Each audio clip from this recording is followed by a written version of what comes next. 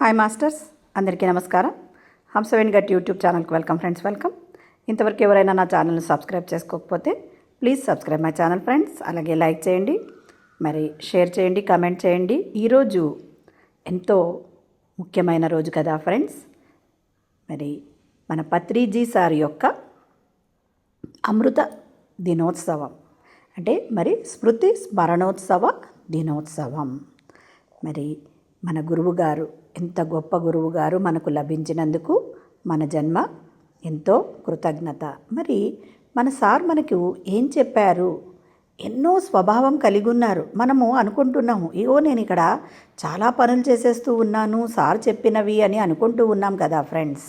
కానీ మనము అతను చెప్పినవి చేస్తూ ఉన్నామా లేదా అని కూడా మనల్ని మనం ఒకసారి గమనించుకోవాలి. అలా గమనించుకుంటేనే మనం కరెక్ట్ అయిన దిశలో ఉన్నట్లు. అలా ఉంటేనే మన పత్రిజీ సారు ఇప్పుడు మనం పైలోకాలకి వెళ్ళారు అని అనుకుంటూ ఉన్నాం. మరి వాళ్ళ చైతన్యము ఇంకా విస్తరించి ఉంది కదా ఫ్రెండ్స్. మనలోనూ ప్రతి ఒక్కరిలోనూ ఆ చైతన్యం అనేది ఎంతగానో విస్తరించి ఉంది. మరి ఏమంటున్నారంటే, అసలు సారు అందరు ఏమంటున్నారు, మరి అప్పుడు ఉన్నప్పటికన్నా ఇప్పుడు ఇంకా మాస్టర్స్లో పత్రిజీ సార్ యొక్క చైతన్యం నిండిపోయి ఇంకా దూసుకుపోతూ ఉన్నారు ధ్యాన ప్రచారంలలో. అంటే మనము సరి అయిన పని చేస్తూ ఉంటేనే మన సార్ పైనుంచి మనల్ని చూసి గమనించి మరి ఎంతో సంతోషిస్తారు. మరి అలా మనం ఉన్నామా అని మనల్ని మనం ఒకసారి సెల్ఫ్ చెక్ చేసుకోవాలి కదా ఫ్రెండ్స్. సెల్ఫ్ చెక్ చేసుకుంటేనే మనం ముందుకు సాగగలం ఫ్రెండ్స్. మరి ఎన్నో చెప్పారు, చాలా చెప్పారు. మనం చేస్తూ ఉన్నామా? నిజంగా మనము పత్రిజీ సార్కి ఇవ్వాల్సిన, అతనికి ఇష్టమైనది చేయాలి అంటే మనం ఏం చేయాలి మాస్టర్స్? ధ్యాన ప్రచారం చేయాలి. దాంట్లో ముఖ్యంగా మనము ప్రచారము, మనల్ని మనం సెల్ఫ్ చెక్ చేసుకుంటూ ఉండాలి. మరి వాక్శుద్ధి లేకుండా, వాక్శుద్ధి కావాలి అంటే ఖచ్చితంగా మౌనాన్ని పాటించాలి. మరి మౌనంగా ఉన్నట్లయితే మన వాక్ని మనము శుద్ధి చేసుకోగలము. మనకు అంతరంగా లోపల శక్తి కూడా వస్తుంది ఫ్రెండ్స్. అలాగే మరి సార్ ఏం చెప్తూ ఉన్నారు, ప్రతి విషయంలోనూ మనల్ని గమనించుకొని మనము ముందడుగు వేయాలి. అలాగే మనము ప్రతి చోట వినడం నేర్చుకోవాలి. ఎవరో చెప్తూ ఉంటే మనము వినకుండా, మనకే చాలా తెలుసు అంటే వినయంగా ఉండాలి. ఇతరులు చెప్తూ ఉంటే మనకు చాలా వినయంగా వినాలి. అక్కడ మనకు వాళ్ళు 10 పాయింట్లు చెప్పిండొచ్చు, దాంట్లో 9 తెలిసిండొచ్చు, కానీ ఒకటి తెలియకపోవచ్చు కదా ఫ్రెండ్స్.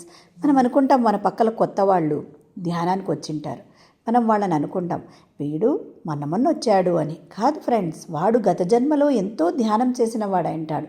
కాబట్టి మనము ప్రతి ఒక్కరితోనూ ఎలా ఉండాలి? స్నేహపూర్వకంగా, వినయంగా, ప్రేమతో, వాత్సల్యంగా ఉండాలి. అలాగే మరి ఎన్నో చెప్పారు.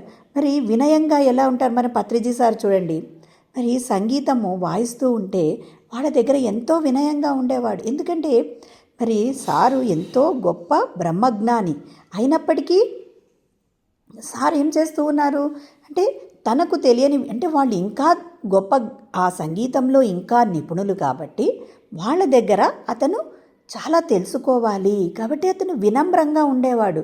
అంటే మనము కూడా ప్రతి చోట ఎప్పుడు మనం ఎలా ఉండాలి అని చెప్తూ ఉంటాడంటే, వినమ్రంగా, వినయంగా. ఇప్పుడు ఏదో ఒక పెద్ద ఫంక్షన్ చేస్తే భోజనాలు బాగలేవు, ఆ ఫంక్షన్ బాగలేదు, అది బాగా కుర్చీలు వేయలేదు, ఆ డెకరేషన్ సరిగా లేదు, ఇవన్నీ కాదు ఫ్రెండ్స్. No judgement.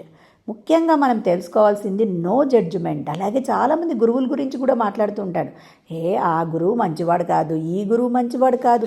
ఫ్రెండ్స్, వాళ్ళలో ఎన్నో లక్షణాలు ఉన్నాయి, వాటిని మనం పుణికి పుచ్చుకోవాలి. అంతేగాని పేర్లు పెట్టడం ఎప్పుడూ తప్పు.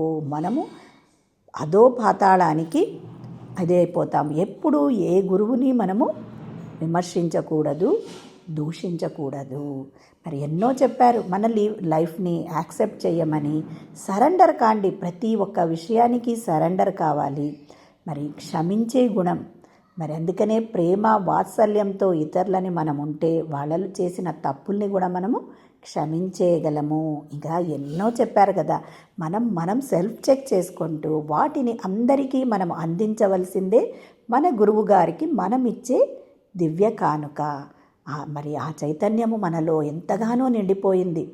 కాబట్టి ఆ చైతన్యంతో మనము ప్రతి ఒక్కరిని ధ్యానం చేస్తూ, ధ్యాన ప్రచారం చేస్తూ, మనం ఎలా ఉన్నాము, అహంకారంలో నేను ఇన్ని పనులు చేస్తూ ఉన్నాను అని అహంకారము, దర్పము తెచ్చుకోకుండా మనం ఎప్పుడూ సెల్ఫ్ చెక్ చేసుకోవాలి. Thank you friends. మరి ఇంత గొప్ప గురువు ఉన్నప్పుడు మనము కూడా ఉన్నందుకు అప్పుడు ఎంతో ధన్యులం కదా ఫ్రెండ్స్. మరి చేయాల్సింది చేద్దాం. ఓకేనా ఫ్రెండ్స్.